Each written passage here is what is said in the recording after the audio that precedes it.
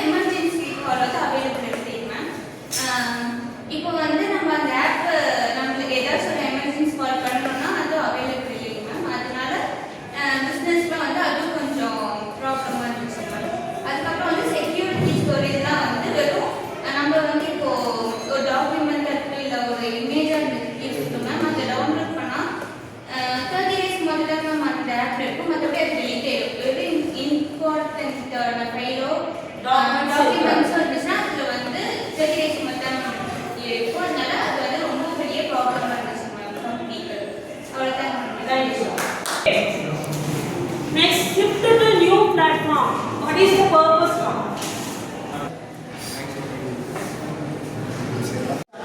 நான் ஸ்கைப்ல வந்து meeting join பண்ணுறோன்னா அதுக்கு வந்து நிறைய ஸ்ட்ரகிள்ஸ் அதே வந்துட்டு அதுக்கு ஆல்டர்னேட்டிவாக இருக்கிற புது புது ஆப்ஸ்லாம் வந்துட்டு ஜூம் கூகுள் மீட்டு ஸ்கைப் இது டெலிகிராம் வாட்ஸ்அப் அந்த மாதிரி இருக்கிறதுலாம் வந்துட்டு ஜாயின் பண்ணுறதுக்கு அந்த ஸ்ட்ரகிள்ஸ் எதுவும் இருக்காது. அதே மாதிரி வந்துட்டு லைவ் டைமில் வந்துட்டு ஒரு ஸ்க்ரீன் வந்து நம்ம ஷேர் பண்ணி ஒருத்தங்களுக்கு டிஸ்கஸ் பண்ணிட்டு இருக்கும்போது பேக்ரவுண்ட் ப்ராசஸ்லாம் வந்துட்டு அந்த ஸ்கைப்பை விட இந்த புது புது ஆப் அதாவது இந்த ஜூமு கூகுள் மீட்லாம் வந்துட்டு கொஞ்சம் ஈஸியாக வந்துட்டு பண்ணிக்கலாம்.